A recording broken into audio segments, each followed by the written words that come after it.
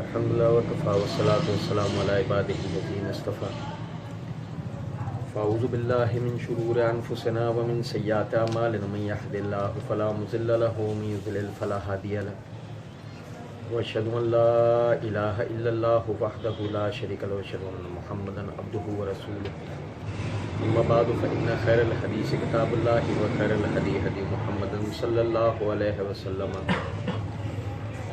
وشر الامور محدثاتها وكل محدثة بدعة وكل بدعة ضلالة وكل ضلالة في النار.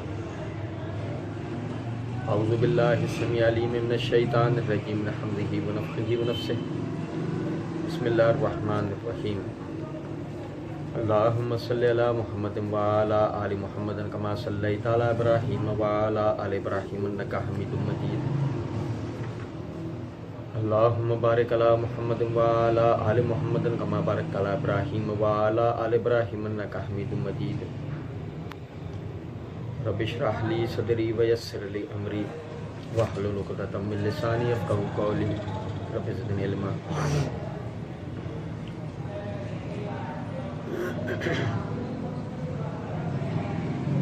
من کان یظن ان لن ینصرہ اللہ فی الدنیا والآخرۃ فلیمدد بسبب الی السماء ثم لیقطع فلینظر هل یذہبن کیدہ ما یغیظ.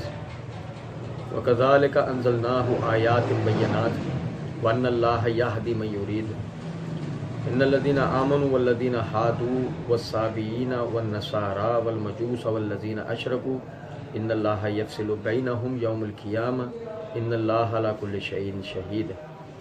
الم تر ان اللہ یسجد لہ من فی السماوات ومن فی الارض والشمس والقمر والنجوم والجبال والشجر والدواب وکثیر من الناس وکثیر حق علیہ العذاب ومن یہن اللہ فما لہ من مکرم ان اللہ یفعل ما یشاء. ھذان خصمان اختصموا فی ربہم فالذین کفروا قطعت لهم ثیاب من نار یصب من فوق رؤوسہم الحمیم یصہر بہ ما فی بطونہم والجلود ولہم مقامع من حدید کلما ارادوا ان یخرجوا منہا من غم اعیدوا فیہا وذوقوا عذاب الحریق. ان اللہ یدخل الذین آمنوا وعملوا الصالحات جنات تجری من تحتہا الانہار یحلون فیہا من اساور من ذہب ولؤلؤا ولباسہم فیہا حریر وہدوا الی الطیب من القول وہدوا الی صراط الحمید. اللہ رب العزت کے فضل و کرم سے آیت نمبر 14 تک پچھلے درس میں ہم نے پڑھا تھا. آیت نمبر 15 سے آیت نمبر 25 تک آپ بھائیوں کے سامنے پڑھا ہے. آیت نمبر 24 تک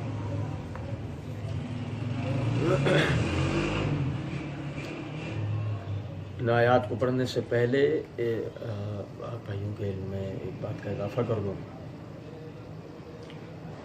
سیدنا ابن عباس رضی اللہ تعالیٰ عنہ فرماتے ہیں کہ نبی صلی اللہ علیہ وسلم نے یہ آیت پڑھی، یعنی کہ الم تر ان اللہ یسجد لہ من فی السماوات ومن فی الارض والی آیت، سورہ حج کی آیت نمبر 18، اور آپ نے سجدہ کیا. سنن ترمذی کے اندر حدیث ہے.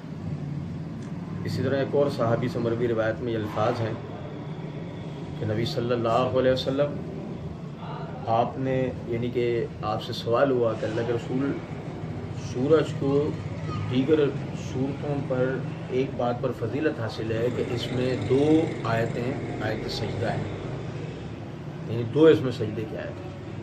نبی صلی اللہ علیہ وسلم نے فرمایا ایسا ہی ہے، اور جو شخص ان دونوں آیتوں کا سجدہ نہ کرے اس کو چاہیے کہ یہ سورت ہی نہ پڑھے. اس روایت کی سند میں عبداللہ بن لہیہ راوی جو ہے ان پر جرح کی جاتی ہے. امام ترمذی رحمۃ اللہ علیہ خود انہوں نے جو ہے اس روایت کو نقل کر کے یہ بات کہی ہے کہ روایت کبھی نہیں ہے. لیکن مسئلہ یہ ہے کہ حافظ ابن کثیر رحمۃ اللہ علیہ نے ایک علمی نقطے کی طرف توجہ دلائی ہے. وہ فرماتے ہیں کہ یہاں امام ترمذی رحمۃ اللہ علیہ کے قول کو نہیں لیا جائے گا، کیونکہ اس کی وجہ یہ ہے کہ ان پر جو جرح ہے اصل وہ ہے تدلیس کی، اور اس روایت میں انہوں نے تحدیث کی صراحت کر رکھی ہے. لہذا یہ روایت جو ہے وہ یعنی کہ اس کو ہم نہیں چھوڑ سکتے، یہ روایت لی جائے گی. صحیح مسلم کے اندر حدیث ہے نبی صلی اللہ علیہ وسلم نے فرمایا کہ جب ایک مسلمان آیت سجدہ پڑھتا ہے اور اس کے بعد سجدہ کرتا ہے تو شیطان دھاڑے مار مار کے روتا ہے اور یہ کہتا ہے کہ اللہ رب العزت نے مجھے سجدے کا حکم دیا، میں نے سجدہ نہیں کیا، اسے سجدے کا حکم دیا، اس نے سجدہ کر لیا۔ تو ان احادیث کا بتانے کا مقصد آپ بھائیوں کو یہ تھا کہ ایک تو یہ آیت نمبر 18 آیت سجدہ ہے، اور سجدے والی آیت کو بغیر سجدہ کیے چھوڑنا مناسب نہیں ہے، جائز نہیں ہے۔ سننے والے کے اوپر یہ لازم ہے کہ جب بھی اس کو آسانی ہو پاکی کی حالت میں وہ یہ سجدہ لازمی کرے، اور یہ سجدہ تلاوت جیسے کہ کہلاتا ہے، یہ سجدہ عام نماز کے سجدوں سے طویل ہوتا ہے، حتیٰ کہ یعنی کہ عام نمازیں جب کہا جاتا ہے تو اس میں مراد جو ہے وہ صلاۃ اللیل جیسی نماز بھی آ جاتی ہے کہ جس کا سجدہ دن کی تمام نمازوں میں سب سے طویل ہے۔ تو یہ جو سجدہ ہے یہ عام سجدوں سے بہت زیادہ طویل ہوتا ہے۔ تو آپ بھائی جو اس کو سننے والے ہیں، یعنی کہ یہ پڑھنے والے اور سننے والے دونوں کے اوپر سجدہ ہوتا ہے اس کا، تو یہ لازمی آپ بھائیوں نے سجدہ کرنا ہے۔ اگر مجھے یاد رہا تو میں انشاءاللہ آخر میں آپ بھائیوں کو یاد دلاؤں گا۔ ہم پڑھ رہے تھے اللہ رب العزت نے دو قسم کے لوگوں کا ذکر کیا، ایک وہ جس کے بارے میں اللہ رب العزت نے فرمایا وَمِنَ النَّاسِ مَن يُجَادِلُ فِي اللَّهِ بِغَيْرِ عِلْمٍ وَلَا هُدًى وَلَا كِتَابٍ مُنِيرٍ، لوگوں میں سے بعض ایسے ہیں جو اللہ سے جھگڑتے ہیں بغیر کسی علم کے، بغیر ہدایت کے، بغیر کسی روشن کتاب کے، ثانیۃ فیہ لیضل عن سبیل اللہ، اور ایسے گردن موڑ لیتے ہیں، یعنی کہ اللہ کے راستے سے روکنے کے لیے ایسے اپنے اندر تکبر کا اظہار کرتے ہیں۔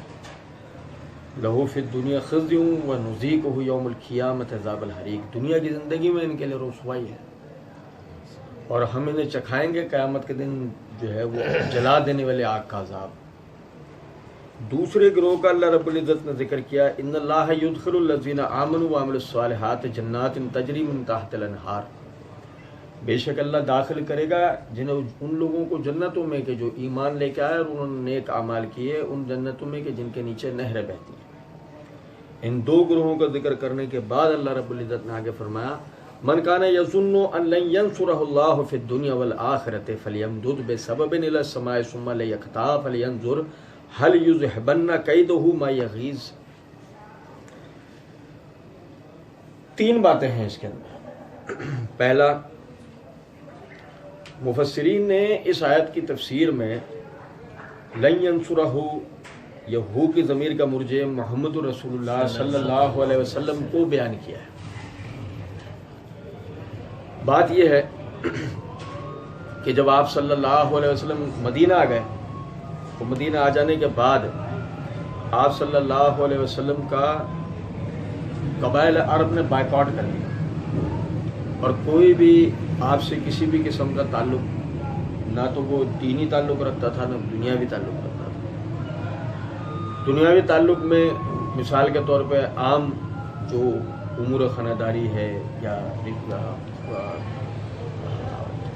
خاندانی معاملات ہیں یا تجارتی معاملات ہیں یا بیماری پریشانی موت میت شادی بیاہ کے معاملات ہیں، قبائل عرب میں سے کوئی بھی جو ہے وہ آپ سے تعلق نہیں رکھتا تھا۔ اور جو حضرات صحابہ کرام رضوان اللہ علیہ مجمعین آپ کی دعوت پر لبیک کہہ کر آپ کے ساتھ ہجرت کر کر مدینہ موجود ہوئے، وہ بھی اس بائیکاٹ کا شکار تھے۔ پھر کیفیت یہ تھی کہ ان کے ساتھ بھوک، افلاس، پریشانی، تکلیف، آپ سمجھ سکتے ہیں کہ جب آپ ایک شہر کے اندر اس کے وسائل سے 3 سے 4 گنا زیادہ بوجھ ڈالے بیٹھے ہوئے ہیں، جس کے چہار اطراف سے کسی بھی قسم کی تجارتی آمد و رفت کا سلسلہ نہیں ہے سوائے اس کے کہ کوئی آدمی باہر جاتا ہے، وہ باہر جا کر کام کرتا ہے، چھپتے چھپاتے اس نے کام کیا اور وہ کما کے لیا ہے، وہ اپنا یا اپنے ساتھ جس مسلمان بھائی کی موافقات کر دی گئی تھی، یعنی کہ بھائی چارگی کا معاملہ کر دیا، تو وہ اس کے کفیل کی حیثیت سے اس کی کفالت کر سکتا ہے، باقی اس کے علاوہ جو ہے وہ کوئی سلسلہ نہیں تھا۔ پھر ایسے میں ان کے اوپر جنگیں مسلط کی گئیں، بدر کا غزوہ ہوا، احد کا ہوا اور دیگر غزوات ہوئے۔ معیشتی اعتبار سے ان کی ساکھ بہت زیادہ کمزور تھی، اور آئے دن کے جو یہ مسائل تھے، اور جو ظاہر ہے کہ ہم اس بات کو جانتے ہیں کہ اگر کراچی کے رہنے والے ہیں تو کیا ان کو یہ نہیں پتا کہ حیدرآباد سے ان کا کوئی تعلق ہو یا نہ ہو، لیکن ان کو یہ تو پتا ہوتا نا کہ حیدرآباد کے معیشتی یا معاشرتی حالات کیا ہیں۔ تو مکے والے یعنی کفار جو دیگر قبائل تھے، مکے والے اور دیگر قبائل عرب کے، وہ یہ بات کہا کرتے تھے کہ وہ جو یہ اپنے ساتھیوں کو کہا کرتا تھا کہ اللہ کی مدد آئے گی، اللہ کی مدد آئے گی۔ کہاں ہے اب وہ اللہ کی مدد؟ کیوں نہیں اللہ ان کی مدد کرتا؟ ان کے لیے وہ جس طرح یہودی عیسائیوں کی کتابوں میں آتا ہے کہ ان کے لیے آسمان سے دسترخوان اترتے تھے، فرشتے ان کے اوپر سایہ کرتے تھے، یہ ان کے ساتھ یہ اس طرح کے معاملات کیوں نہیں ہوتے؟ اللہ رب العزت نے ایک جملے کے اندر اس کو بیان کیا، فرمایا من کان یظن ان لن ینصرہ اللہ فی الدنیا والآخرہ، جو بھی یہ ان میں سے گمان کرتا ہے کہ اللہ محمد صلی اللہ علیہ وسلم کی دنیا اور آخرت میں مدد نہیں کرے گا، فلیمدد بسبب الی السماء، اسے چاہیے وہ ایک رسی آسمان کی طرف لٹکائے، ثم لیقطع فلینظر، ثم لیقطع، پھر اس پہ لٹک جائے، فلینظر، پھر دیکھے، هل یذهبن کیدہ ما یغیظ، کیا اس طرح کر لینے سے ہی اس کا جو غیظ و غضب ہے اسلام اور محمد صلی اللہ علیہ وسلم کے لیے وہ ختم ہو جائے گا؟ یعنی کہ بات سمپل ہے، جو اللہ رب العزت نے فرمایا نا کل فانتظر انما نحن منتظرون، آپ جو نبی صلی اللہ علیہ وسلم سے کہا گیا کہ آپ ان سے کہیں انتظار کرو، ہم بھی انتظار کر رہے ہیں۔ کس بات کا انتظار؟ آیا کہ یہ جو اسلام شروع کے اندر ایک تحریک تھا، بس لوگوں کی نظر میں یہ بس ایک تحریک تھا جو عرب کے بت پرستی والے مذہب اور ان کا جو قبائلی نظام تھا اس کے خلاف کھڑا ہو گیا ہے، بس یہ تو آہستہ آہستہ لوگوں کو اندازہ ہوا نا یہ اللہ کا نازل کردہ دین ہے، یہ کوئی معمولی سی تحریک نہیں ہے۔ اب کیفیت یہ ہے کہ اس کے لیے جو دن پر دن گزرتے گئے، جو ہفتے مہینے سال گزرے، جو محنت نبی صلی اللہ علیہ وسلم نے 23 سال کی، تو وہ جو 23 سال کا جو عرصہ ہے اس کے اندر ابتدائی 4 5 6 8 سالوں کے اندر جو معاملات مسلمانوں کے ساتھ ہوئے، اور اس کی وجہ سے یعنی مسلمانوں کو جو تکلیفوں اور پریشانیوں کا سامنا کرنا پڑا، تو شیطان انہیں یہ وسوسہ سجھاتا تھا، سمجھاتا تھا، یہ دیکھو کیا ہوا، اسلام پہ عمل کرنے کا کوئی فائدہ ہے؟ حالت دیکھو ان کی کیا ہو رہی ہے۔ اب جو ابتدا کے اندر بات کہہ دی گئی تھی کہ انتظار کرو، اس کی مثال ایسے ہے، آپ دیکھیں کوئی بھی چیز ہے، چھوٹی میں چھوٹی مثال لے لیں، کھانا ہے، کھانا بنتا ہے، 1 سیکنڈ میں بن جاتا ہے یا 1 وقت میں بنتا ہے۔ ایک گھر ہے وہ بنتا ہے 1 سیکنڈ میں بن جاتا ہے، یا کہ اس گھر کو بننے میں وقت لگتا ہے۔ دنیا کے اندر کوئی بھی چیز جب بننے جاری ہو اس کو ایک وقت تو لگتا ہے۔ تو جو انہیں کہا گیا انتظار کرو، بھائی ان کا بت پرستی والا جو مذہب پچھلے کئی سو سال سے چلا آ رہا تھا، اسلام نے اس کو صرف 13 سال میں کاؤنٹر کر لیا، صرف 13 سال۔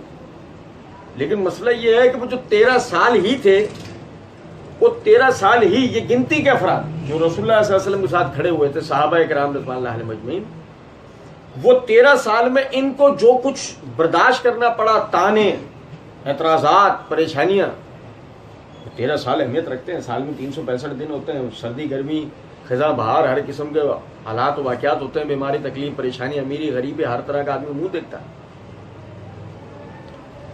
تو فرمایا کہ اگر تمہیں ایسا لگتا ہے کہ میں اپنے بندے کی مدد نہیں کروں گا، نبی صلی اللہ علیہ وسلم کی مدد نہیں ہوگی، تو تم اس سے پہلے مر جاؤ، تم انتظار کس بات کا کرو، مر جاؤ۔ ایسا کرنے سے شاید تمہارا اسلام کے خلاف غضب اگر ختم ہو جاتا ہے تو ایسا کر لو۔ اسلام اپنے عروج کو دیکھے گا،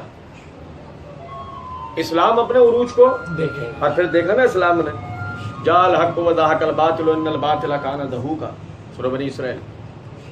کہ رسول اللہ صلی اللہ علیہ وسلم مکے کے اندر بت توڑ رہے ہیں اور آپ یہ آیت پڑھ رہے ہیں کہ حق آ گیا اور باطل مٹ گیا، اور بے شک باطل تو تھا ہی مٹنے کے لیے، لیکن بظاہر اگر دیکھا جائے تو یہ بت ٹوٹنے والے واقعے سے پہلے تک کے جتنے سال گزرے ان کے اندر بظاہر یہ تصور بھی جا سکتا تھا کہ جس گھر کو پہلے کبھی قبائلی لڑائیاں کسی طرح کا نقصان نہ پہنچا سکیں، جس گھر کو رومی فوج نقصان نہیں پہنچا سکی، وہ ابرہہ کا لشکر، جس لشکر یعنی جس گھر کی کسی بھی قسم کا پہلے بال بھی کا نہ ہو سکا، اس گھر سے سارے کے سارے بت توڑے جائیں گے، نہ آسمان پھٹے گا نہ زمین کھلے گی، کچھ بھی نہیں ہوگا، یہ سب گھر صاف ہو جائے گا ان بتوں سے۔ آپ دیکھیں دوسرے جو اس کے جو معنی مفہوم ہیں، من کان یظن ان لن ینصرہ اللہ فی الدنیا والآخرہ، اب ہو کی ضمیر کا مرجع ہے من، یعنی کیا مطلب؟ دوسرے معنی مفسرین یہ کہتے ہیں کہ من کان یظن، جو بھی یہ گمان کرتا ہے ان ینصرہ اللہ، کہ اللہ اس کی مدد نہیں کرے گا، پھر دنیا والآخرہ، دنیا اور آخرت میں، فَلْيَمْدُدْ بِسَبَبٍ إِلَى السَّمَاءِ ثُمَّ لَيَقْطَعْ فَلْيَنظُرْ هَلْ يُذْهِبَنَّ كَيْدَهُ مَا يَغِيظُ۔ آپ سمجھے ذرا بات، ہم سب اللہ کے بندے ہیں، اور اللہ کے بندے ہونے کی حیثیت سے ہم اس کی ملکیت ہیں، مطلب بندگی کا تصور یہ والا نہیں ہے کہ ہم اس کے بندے ہیں، ہماری اس کے اوپر کوئی حجت ہے، نہیں، ہماری اللہ پہ کوئی حجت نہیں۔ بندے یعنی کہ عبد، جو لفظ اس کے لیے عربی میں استعمال ہوتا ہے، جس کے مترادف معنی ہیں غلام اور خادم۔ عبد عربی کا جو لفظ اس کے لیے استعمال ہوتا ہے، اللہ نے فرمایا وما خلقت الجن والانس الا لیعبدون، ہم نے جنات اور انسانوں کو اپنے عبادت گزار عابد بندوں کی حیثیت سے پیدا کیا ہے۔ تو جو عبد ہے اس کے مترادف معنوں میں وہ غلام اور خادم۔ غلام یعنی اللہ کا اطاعت گزار فرما بردار، خادم اللہ کے دین کی خدمت کرنا، عبد یعنی اللہ کا بندہ، عبداللہ اللہ کا بندہ۔ اب یہ جو وہ اللہ کا بندہ ہے، یہ جو وہ اللہ کا بندہ ہے، اللہ کا بندہ ہونے کے اعتبار سے آپ سمجھیں، وہ اللہ کو مانے تب بھی ہے، نہ مانے تب بھی، وہ اللہ کی عبادت کرے تب بھی ہے، نہ کرے تب بھی ہے، وہ اللہ کو مدد کے لیے پکارے جب بھی ہے، اللہ کو مدد کے لیے نہ پکارے جب بھی ہے، وہ ہر صورت میں اللہ کا بندہ ہے۔ اس کو اللہ نے پیدا کیا، اس کو اللہ مار دے گا، اس کو اللہ نے پیدا کیا، اس کو اللہ مار دے گا، اس کو اللہ بیمار کرے گا، اس کو شفا اللہ دے گا، اس کو بھوکا اللہ رکھے گا، اس کو کھلائے گا پلائے گا اللہ، اسے جو بھی کوئی فائدہ پہنچے گا وہ اللہ کی طرف سے پہنچے گا، اسے جو بھی نقصان ہوگا وہ بھی اللہ کی طرف سے ہوگا۔ اب آپ سمجھیں ذرا اس بات کو کہ جب وہ اللہ کا بندہ ہے تو اب اس کے پاس دو راستے ہیں، ایک تو وہ یہ مانے اللہ اس کا مددگار، اللہ اس کی مدد کرتا ہے، وہ یہ مانے، وہ یہ نہیں مان، وہ یہ سب اس کے بارے میں اس کو پتہ نہیں ہے، وہ یہ جاننے کی کوشش کرے، وہ سیکھے، اور اگر اس کو ایسا لگتا ہے کہ نہیں ایسا نہیں ہے، پھر وہ کیوں زندہ ہے؟ آپ سمجھو وہ زندہ کیوں ہے، آپ سمجھو شہد کی مکھی کا ڈنک ٹوٹا، شہد کی مکھی مر جاتی ہے، ایسا کیوں ہوتا ہے؟ اس کی وجہ یہ ہے کہ شہد کی مکھی اس ڈنک کو ہی بطور سرنج استعمال کرتی ہے رس نکالنے کے لیے۔ مچھر کا ڈنک ٹوٹا، مچھر مرے گا، ہاتھی کی سونڈ کٹی، ہاتھی مرے گا۔ اللہ نے جس کو جس فنکشن کے ساتھ پیدا کرا ہے وہ فنکشن اس کے اندر سے ختم ہوا، وہ مرے گا۔ اور اللہ نے انسان کا فنکشن کیا بتایا ہے؟ الا لیعبدون، وما خلقت الجن والانس الا لیعبدون، ہم نے جنات اور انسانوں کو اپنی عبادت کے لیے پیدا کرا۔ اب عبادت فنکشن ہے اس کا، یہ ختم ہوا وہ مرے گا، ٹھیک ہے؟ اچھا، فرق کیا ہے؟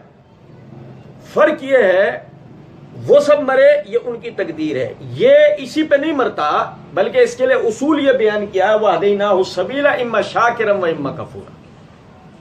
ہم نے انہیں سیدھا راستہ دکھایا. پھر یہ دیکھیں گے کہ شکر گزار کون بنتا اور ناشکری کون کرتا. اب اگر یہ عبادت چھوڑ دے یہ مرے گا نہیں, یہ اپنی مدت پوری کرے گا. ٹھیک ہے, لیکن اس بیچ میں یہ بندہ کس کا ہے؟ وہ باوجود اس کے اس کو زندہ رکھے گا اس کی مقررہ مدت کا. اس بیچ سے کھانے کو دے گا, پینے کو دے گا, سونے جاگنے کو دے گا, یہ بیماری اور ساتھ شفا دے گا.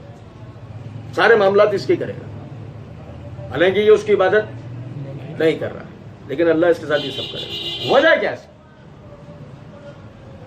اللہ عادل ہے. ہم پیچھے ہی پڑھ چکے ہیں. اللہ رب العزت نے فرمایا ذالک بما قدمت یداک وان اللہ لیس بظلام للعبید.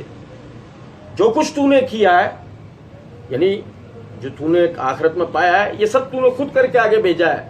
بے شک اللہ اپنے بندوں میں سے کسی پہ ظلم نہیں کرتا. اللہ ظلم پہ قادر ہونے کے باوجود ظالم نہیں ہے. اللہ عادل ہے. جب اللہ عادل ہے, کل قیامت کے دن عدالت لگائے گا اور بندے نے, کافر نے, ابو جہل نے, پرویز جیسوں نے کھڑے ہو کر یہ کہہ دیا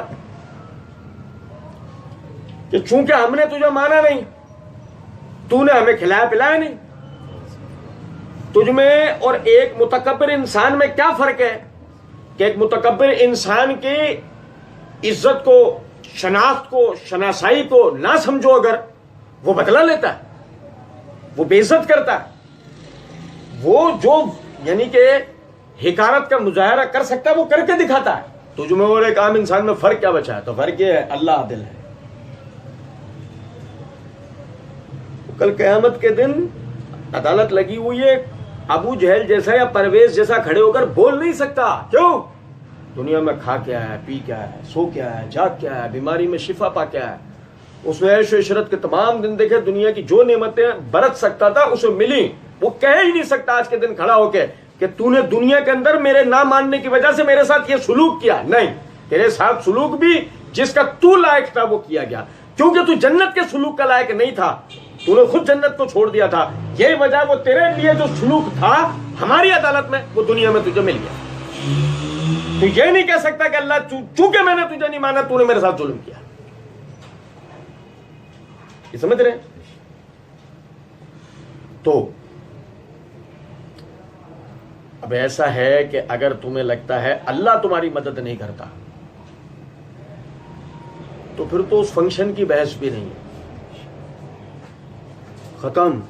اب تو تم مر جاؤ, خودکشی کر لو, کیونکہ اس کے بعد بھی اگر تم کھا رہے ہو, پی رہے ہو, تمہیں شفا مل رہی ہے, سو رہے ہو, جاگ رہے ہو, سارے معاملات کر رہے ہو, کون کرتا ہے؟ نہیں. کون کرتا ہے؟ دماغ چلاؤ. اگر یہ اللہ کو نہیں مانتا, کسی کو یعنی کہ کسی کے لیے عقیدہ نہیں رکھتا, اپنی ذات میں خود ہی خدا بنے بیٹھا ہوا ہے, تو بات سمجھ میں آتی ہے. لیکن اگر ایسا نہیں ہے, یہ کہتا ہے کہ نہیں, وہ جیسے ہمارے یہاں بھی کچھ لوگ ہوتے ہیں, میں تو اللہ سے بہت دعائیں کی, بہت پکارا اللہ کو, بہت مدد مانگی, میرا کام ہی نہیں ہوا. میں فلانے میدان پہ گیا, میرا کام ہو گیا. فلانے بزرگ کے آگے جھکا, میرا کام ہو گیا. گھوڑے گدھے کے آگے جھکا, تازی کے آگے جھکا, علم کے آگے جھکا, میرا کام ہو گیا. ایسا ہے؟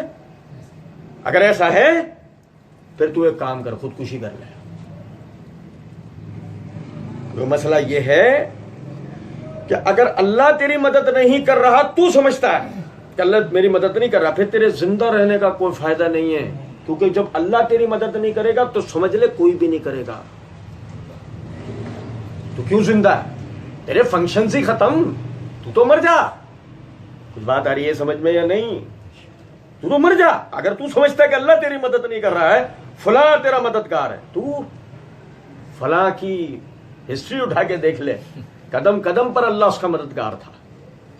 جو فلاں کو آج تو سمجھ رہا ہے کہ تیرا مددگار ہے, نہیں, اس کی ہسٹری اٹھا کے دیکھ, قدم پر قدم پر اس کا سہارا دینے والا اللہ تھا.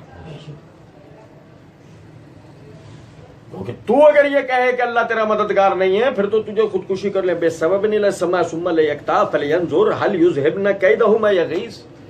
پھر جب تو خودکشی کر لے تب بتا اب کیا ہوگا. جن کو تو اللہ کے سوا پکارتا تھا وہ تیری مدد کریں گے؟ ایسا ہوگا نہیں، لائن میں لگے ہوں گے اپنے حساب کتاب کے لیے، لائن میں لگے ہوں گے اپنے، وہ انبیاء ہوں، وہ صحابہ ہوں، وہ اولیاء ہوں، وہ کوئی بھی ہوں، سب لائن میں لگے ہوں گے اپنے حساب کتاب کے لیے، سوائے اس کے لیے جس کے لیے اللہ چاہے۔ کیا ہوا؟ ہو گئی مدد؟ نہیں۔ تو اصول وہی ہے، ینصرہ اللہ فی الدنیا والآخرہ، مدد کرے گا اللہ اس کی دنیا میں اور آخرت میں۔ مددگار ہی اللہ ہے، اللہ کے سوا کوئی مددگار ہو سکتا؟ ہو ہی نہیں سکتا۔ وَكَذَلِكَ أَنزَلْنَاهُ آيَاتٍ بَيِّنَاتٍ، اور اسی طریقے سے ہم نے واضح دلیلوں سے بھرپور آیات اتاری ہیں۔ وَأَنَّ اللَّهَ يَهْدِي مَن يُرِيدُ، لیکن اس کے بعد بھی کیا ہے یہ کہ بے شک ہدایت اللہ ہی دیتا ہے جس کو چاہیے۔ تمہاری میری زبان نہیں، لیکن قرآن سمجھ میں آ جاتا ہے۔ ابو جہل کی زبان تھا، اسے نہیں سمجھ آیا۔ تمہاری میری زبان نہیں، ہمیں سمجھ میں آ جاتا ہے۔ ابو جہل کی زبان نہیں تھی، یا ابو جہل کی تو زبان تھی، اسے قرآن سمجھ آیا تھا۔ ابو جہل کی تو ایک مثال ہے، مثال تو ہم پرویز کی بھی دے سکتے ہیں، مثال تو کسی کی بھی دے سکتے ہیں۔ سمجھنے کا مطلب یہ ہے کہ ہدایت اللہ کے ہاتھ میں ہے، اور کیسے ہدایت اور گمراہی کا معاملہ کس طرح ہے آپ دیکھیں۔ نبی صلی اللہ علیہ وسلم سیدنا علی بن ابی طالب رضی اللہ تعالیٰ عنہ سے روایت ہے، سنن ابی داؤد کے اندر، سنن دار قطنی میں نے نبی صلی اللہ علیہ وسلم کے ساتھ ظہر کی نماز پڑھی۔ آپ نے پہلی 2 رکعتوں میں سورہ فاتحہ اور سورت، اور آخری 2 رکعتوں میں سورہ فاتحہ پڑھی۔ میرا اس حدیث سے بتانے کا مقصد کیا ہے؟ مقصد یہ ہے، نبی صلی اللہ علیہ وسلم سورہ فاتحہ پڑھتے ہوئے آپ پڑھ رہے ہیں اہدنا الصراط المستقیم، صراط الذین انعمت علیہم، حالانکہ یہ وہ ہیں، یہ جو سورہ فاتحہ پڑھ رہے ہیں یہ وہ ہیں کہ جن کے لیے اللہ نے قرآن میں فرمایا انک تہدی الی صراط مستقیم، بے شک اے نبی صلی اللہ علیہ وسلم سیدھے راستے کی طرف تو رہنمائی آپ کرتے ہیں، سیدھے راستے کی طرف تو رہنمائی آپ کرتے ہیں۔ ان کو اللہ تعالیٰ یہ بات فرما، یعنی کہ وہ اللہ تعالیٰ کے حضور یہ بات عرض کر رہے ہیں کہ اہدنا الصراط المستقیم صراط الذین انعمت علیہم، کیونکہ مسئلہ یہ ہے کہ آپ بھی اگر صراط مستقیم پر ہیں تو اللہ کی وجہ سے، آپ صلی اللہ علیہ وسلم بھی اگر صراط مستقیم پر ہیں تو اللہ کی وجہ سے رہے، تو اللہ کے حکم سے پہنچ گئے اپنے رب کی جنتوں میں، تو اللہ کے حکم سے۔ تو فرمایا کہ بے شک دیکھیں نا، سورہ بقرہ میں ہم پڑھ چکے ہیں، اللہ رب العزت نے فرمایا یضل بہ کثیرا و یہدی بہ کثیرا وما یضل بہ الا الفاسقین، یہی قرآن جس کے لیے پہلی آیت میں کہہ دیا گیا ہے ھدی للمتقین، ہدایت ہے یہ پرہیزگاروں کے لیے، یہی قرآن اللہ کہتا ہے یضل بہ کثیرا و یہدی بہ کثیرا، اس کے ذریعے ہم گمراہ کرتے ہیں بہت ساروں، اس کے ذریعے ہم ہدایت دیتے ہیں بہت ساروں، وما یضل بہ الا الفاسقین، لیکن جو گمراہ ہوئے، اکثریت جو گمراہ ہوئے، ان میں ایک صفت کامن ہے، وما یضل بہ الا الفاسقین، ہم گمراہ نہیں کرتے مگر ان کو جو کہ کھلے نافرمان، یعنی گناہ کرتے ہیں ڈنکے کی چوٹ کرتے ہیں، حرام کاری کرتے ہیں ڈنکے کی چوٹ کرتے ہیں، گناہ کریں گے بولیں گے ہم نے یہ کام کیا ہے۔ وما یضل بہ الا الفاسقین، مذنبین نہیں کہا اللہ، لیکن وہ دیکھیں ذنب اور فسق، ان میں فرق ہے، ذنب گناہ جرم وہ جس کو آدمی پوشیدہ رکھنا چاہے، فسق جس کو کر کے جتایا۔ تو وہ فرمایا وما یضل بہ الا الفاسقین، یہی قرآن پڑھے گا فاسق، مگر کیا ہوگا؟ بجائے ہدایت پانے کے کیا ہوگا؟ گمراہ ہوگا۔ وجہ کیا اس کی؟ وَأَنَّ اللَّهَ يَهْدِي مَن يُرِيدُ، کیونکہ بے شک اللہ ہدایت دیتا ہے جس کو چاہتا ہے۔ ہمارے سامنے مثال ہے، نبی صلی اللہ علیہ وسلم نے دعا کی، اے اللہ عمر بن الخطاب اور عمر بن ہشام میں سے کسی ایک کے ذریعے اپنے دین کی خدمت لے لے، اللہ رب العزت نے عمر بن الخطاب کو ہدایت دے دی، عمرو بن ہشام یعنی ابو جہل کفر کی موت مرا، اسے ہدایت نہیں مل پائی. ان اللہ یہدی من یرید، بے شک اللہ جس کو چاہتا ہے ہدایت دیتا ہے. اور یہاں اس بات کو سمجھیں کہ اس آیت سے ہمیں ایک اور نقطہ پتہ لگتا ہے. آپ کو پتہ ہے مفسرین میں سے بعض نے نا، یہ آگے ایک آیت آ رہی آیت نمبر 19، اس آیت اور آیت نمبر 19 کا انہوں نے ایک اور بھی تفسیر بیان کی ہے، ایک اور بھی اس کا پس منظر بتایا. غزوہ بدر میں ابو عبیدہ بن جراح، سیدنا علی بن ابی طالب اور حمزہ بن عبد المطلب رسول اللہ صلی اللہ علیہ وسلم کے چچا، یہ تینوں دعوت مبارزت کے اندر جو ہے وہ یعنی آگے نکلے لشکر سے لڑنے کے لیے. سب سے پہلے جو سورماؤں میں آپس میں لڑائی ہوتی تھی، وہاں سے 3 کافروں میں سے عتبہ، ربیعہ اور ایک شاید کوئی اور تھا، وہ نکلے 3.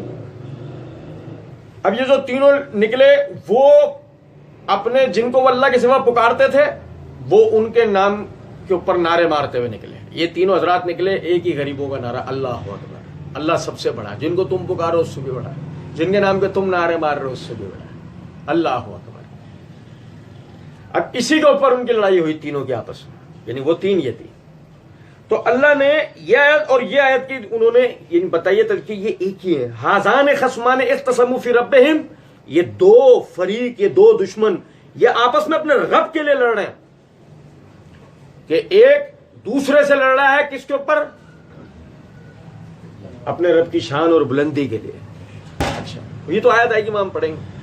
اچھا یہاں اس بات کو سمجھے ذرا بات کو، وَأَنَّ اللَّهَ ان اللہ یدخل الذین آمنوا وعملوا الصالحات، بے شک اللہ داخل کرے گا ایمان لانے والوں کو، نیک کمال کرنے والوں کو جنات، جنتوں میں. پھر آگے اللہ نے فرمایا کذالک انزلناہ آیات بینات وان اللہ یہدی من یرید، اور اسی طریقے سے ہم اپنی آیات کو دلائل سے بھرپور نازل کرتے ہیں، لیکن ہدایت انہی کو دیتے ہیں جس کے لیے ہم چاہتے ہیں.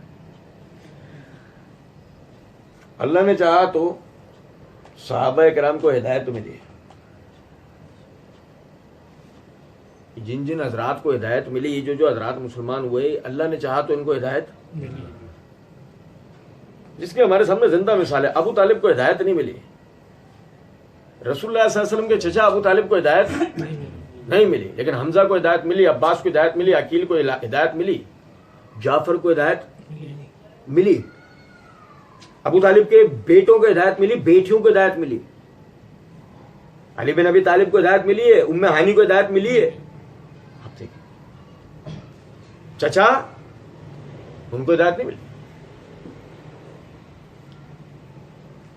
کتنے حضرات ایسے تھے، حالانکہ ایسے بھی حضرات تھے جن کے لیے صحابہ نے ذہن بنا لیتا ہے ان کو ہدایت ملے گی نہیں، ان کو ہدایت ملی.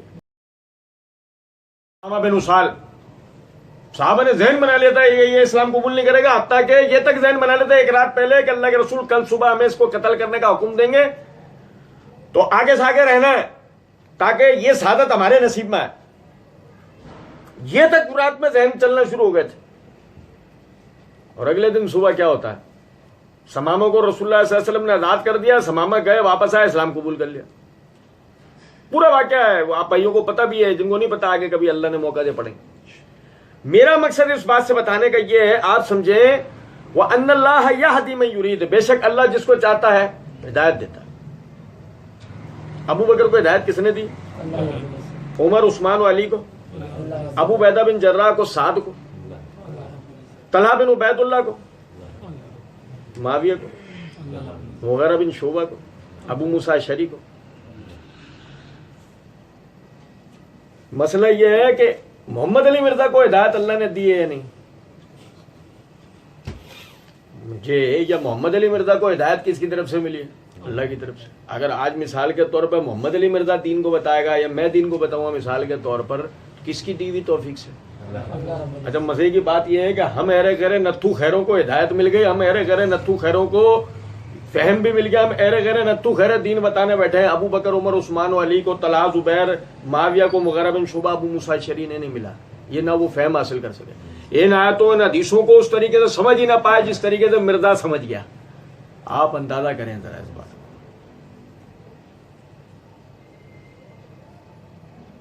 وَكَذَلِكَ أَنزَلْنَاهُ آيَاتٍ بَيِّنَاتٍ وَأَنَّ اللَّهَ يَهْدِي مَن يُرِيدُ، بے شک ہم اپنے آیات کو روشن دلائل کے ساتھ نازل کرتے ہیں، اور یہ کہ اللہ جس کو چاہے ہدایت دیتا ہے، اللہ نے چاہا ان کو ہدایت ملی، پھر اللہ نے انہی ہدایت یافتہ لوگوں کو تو بطور مثال بتایا کہ جو ایمان لائے گا، نیک اعمال کرے گا، ہم اسے جنتوں میں داخل کریں گے، اور جو ایمان لے کر نہیں آئے گا اس کو اللہ رب العزت نے جہنم کی خوشخبری کا ڈراوا سنایا، جو ہم پہلے پڑھ چکے ہیں۔ فرمایا ان الذين امنوا والذين هادوا والصابئين والنصارى والمجوس والذين اشركوا ان الله يفصل بينهم يوم القيامه ان الله على كل شيء شهيد۔ سب صحیح ہیں، سب صحیح ہیں، کسی نہ کسی طرح اللہ کو مانتے ہیں۔ بھائی میرے سب صحیح ہیں، کسی نہ کسی طرح اللہ کو مانتے ہیں۔ بھائی اللہ کہہ رہا ہے ان الذين آمنوا، بے شک وہ لوگ جو ایمان لائے، والذین ہادو جو یہودی ہوئے، والصابئین جو ستارہ پرست ہوئے، والنصارى یہ عیسائی ہوئے، والمجوس اور جو مجوسی آگ کے پرستش کرنے والے، والذین اشرکوا اور جو ان کے علاوہ جتنے بھی مشرکانہ مذاہب و نظریات و عقائد کے اوپر ہے، ان اللہ یفصل بینہم یوم القیامت، قیامت کے دن اللہ ان سب میں تفریق کر دے گا۔ اللہ ان سب میں تفریق کر دے گا۔ کیوں؟ صوفی صاحب، چوچو صاحب تو کہہ رہے ہیں سب ایک جیسے، کسی نہ کسی طرح اللہ کو مانتے ہیں۔ اللہ کہہ رہا نہیں، سب ایک جیسے نہیں ہیں، یہ ایمان لائے ہیں اور باقی جتنے بھی ہیں ان سب میں اللہ تفریق کرے گا۔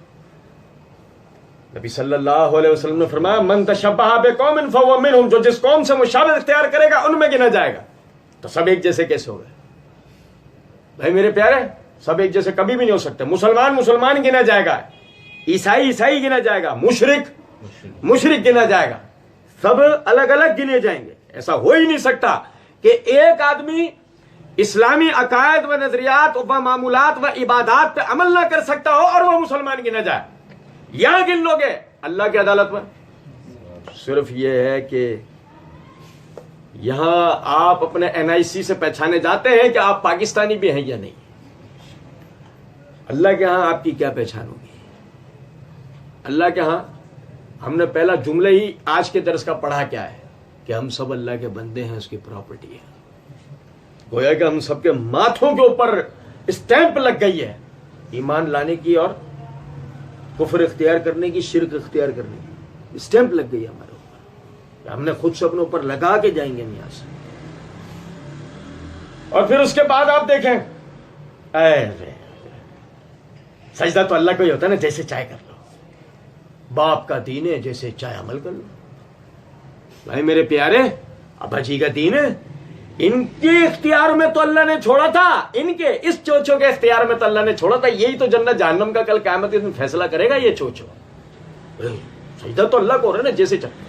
پوچھے کوئی اس سے پھر جبرائیل کیوں آ جا رہا تھا، قرآن کیوں اترا، ایک ایک چیز کی تفصیل رسول اللہ صلی اللہ علیہ وسلم پہ کیوں آئی، نبی صلی اللہ علیہ وسلم نے اتنی تکلیفیں پریشانیاں اٹھا کر کیوں امت کو سکھایا سمجھایا، اور اس کے لیے آپ نے رات دن ایک کیوں کیے؟ یہ چوچو کھڑا ہو کر کہے گا کل کو جس طرح چاہے کر لو، کوئی مسئلہ نہیں ہے۔ بتاؤ اس کے اوپر اترا تھا، اس کے باپ دادا پہ دین اترا تھا، اور یہی اللہ نے قرآن میں مثال دی ہے۔ فرمایا وَإِذَا قِيلَ لَهُمُ اتَّبِعُوا مَا أَنزَلَ اللَّهُ قَالُوا بَلْ نَتَّبِعُ مَا أَلْفَيْنَا عَلَيْهِ آبَاءَنَا، ان سے کہا جاتا ہے کہ اس کی پیروی کرو جو اللہ نے تمہاری طرف نازل کرا ہے، کہتے ہیں نہیں، وہ جو ہمارے باپ دادا کرتے آئے اس کی پیروی کریں گے۔ فرمایا اولو کان آباؤہم لا یاکلون شیئا ولا یہتدون، ان کے باپ داداؤں کے حال یہ ہو کہ ہم نے انہیں ہدایت نہ دی ہو، ان پر دین نہ اترا ہو، اس کے بعد بھی یہ ان کی پیروی کریں گے۔ میں ذرا اپنے گریبان میں تو جھانکوں، میرے باپ دادا کا حشر کیا تھا، میرا کیا ہے؟ کیا میں نے اپنے باپ دادا سے دین سیکھا، اور کیا آج بھی مجھے دین آتا ہے؟ سوال ہی نہیں پیدا ہوتا۔ تو میں اتنی جرت سے یہ بات کہہ رہا ہوں جیسے چاہے کر لوں۔ ابے جیسے چاہے ہوتا اگر تو جبرائیل آتا ہی کیوں؟ رسول اللہ صلی اللہ علیہ وسلم نبی کیوں چنے آتے؟ قرآن ہی کیوں اترتا؟ اتنی تفصیلات ہی کیوں آتی؟ سوچو تو رہے اس بات کو۔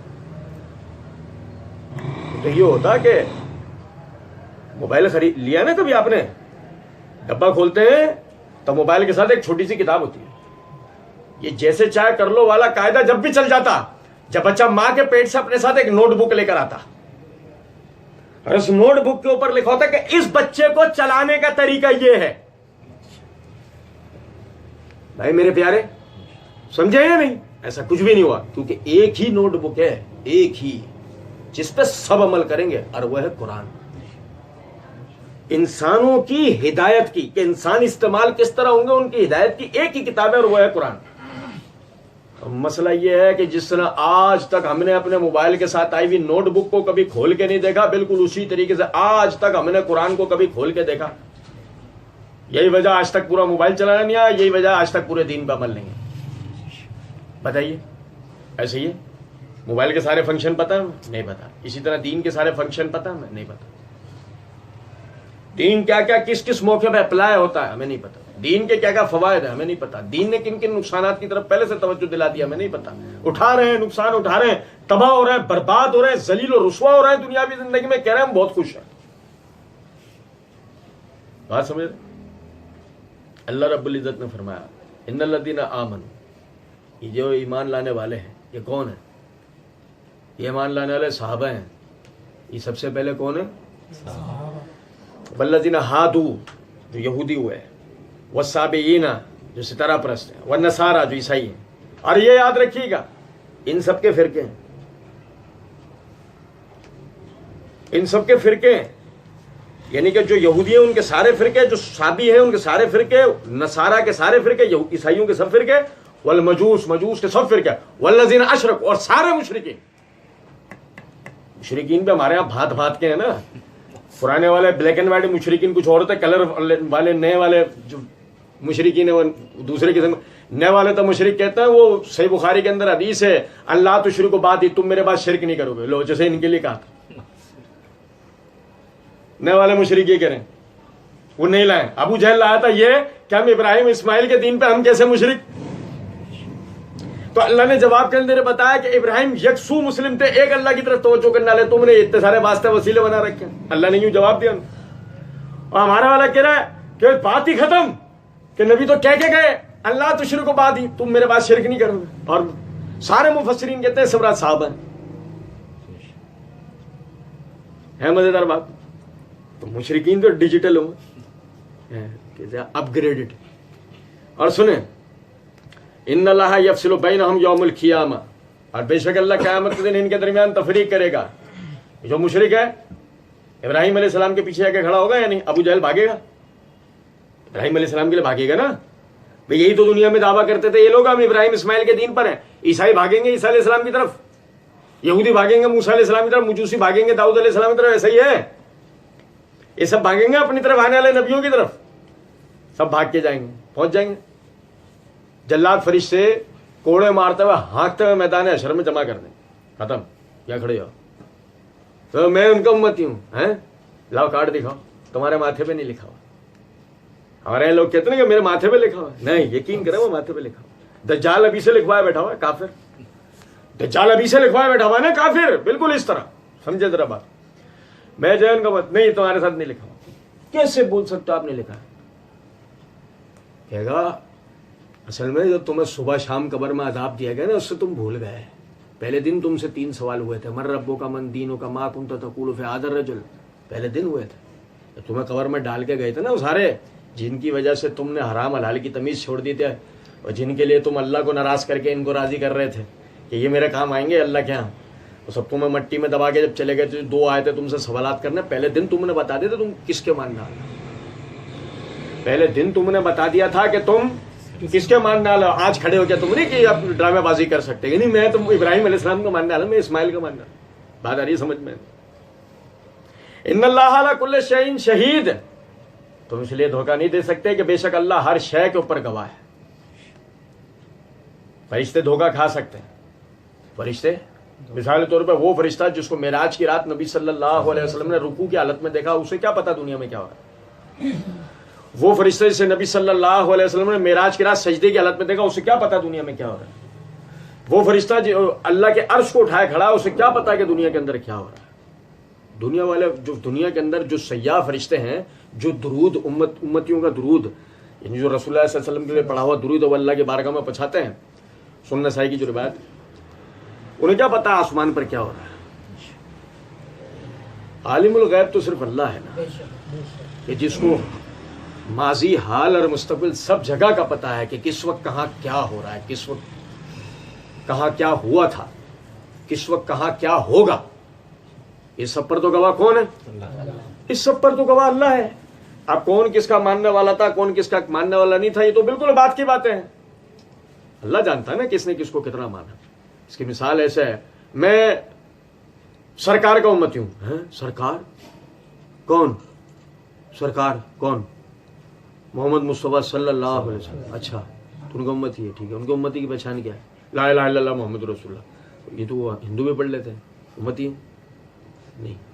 تو کیسے امتی ہے؟ میں نماز پڑھتا ہوں، نماز تو یہودی بھی پڑھتے ہیں. تو کیسے امتی ہے؟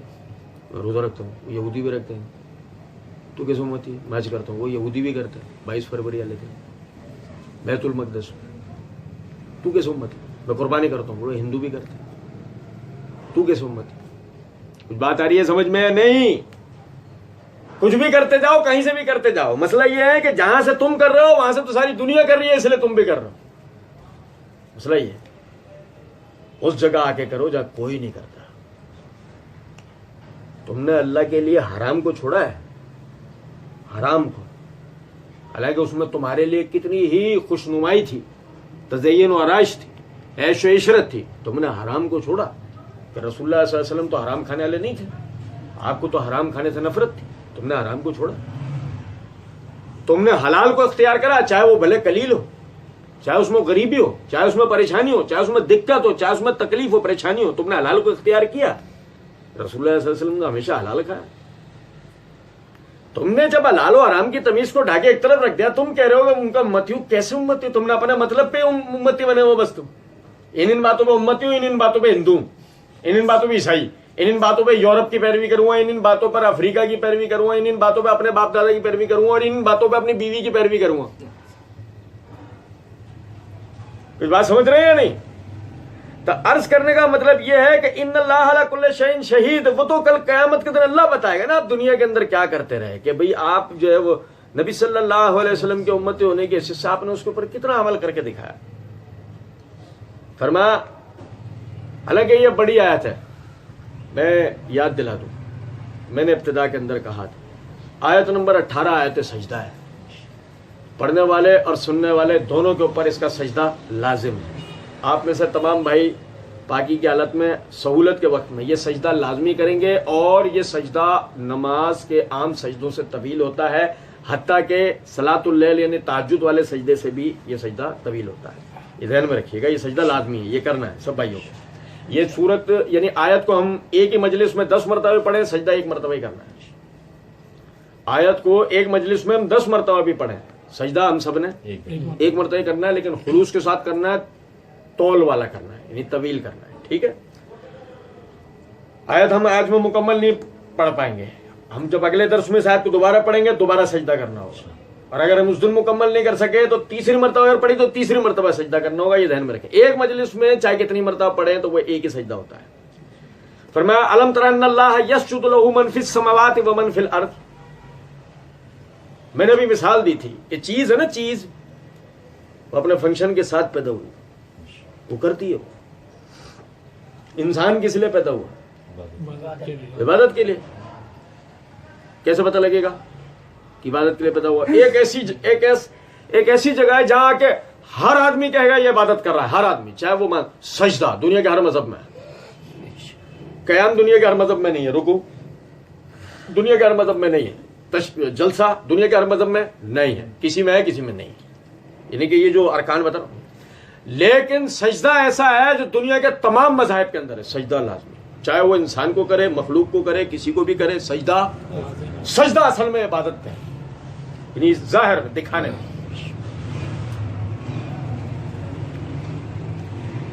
جب وہ سجدہ کر رہا ہے تو پتہ یہ لگ رہا ہے کہ یہ کیا ہے، اپنے فنکشن پہ باقی ہے، یہ اپنے فنکشن پہ باقی ہے، کیونکہ اسی لیے پیدا ہوا تھا. میری بات سنو، سورج کس فنکشن پہ پیدا ہوا ہے؟ سورج کی تخلیق کس فنکشن پہ ہوئی ہے؟ کہ وہ گیلیکسی کے اندر انرجی پرووائڈ کرے گا، وہ گیلیکسی کے اندر انرجی پرووائڈ کرے گا. سورج اس مقصد کے لیے پیدا ہوا ہے. جس دن سورج نے اپنی آگ کو بجھا لیا اس دن سورج ختم. شہد کی مکھی پیدا کی گئی شہد بنانے کے لیے، وہ جب تک شہد بناتی رہے گی، یا انہوں نے شہد بنانا بند کیا وہ ختم. اب میری بات سمجھ رہے ہیں؟ الم تر ان اللہ یسجد لہ من فی السماوات ومن فی الارض، کیا تم نے نہیں دیکھا زمین اور آسمان کی ہر چیز اللہ کے لیے سجدہ کرتی ہے. اب اس کا سجدہ کرنا کیا ہے؟ جو بالکل عین سائنس کے مطابق ہے.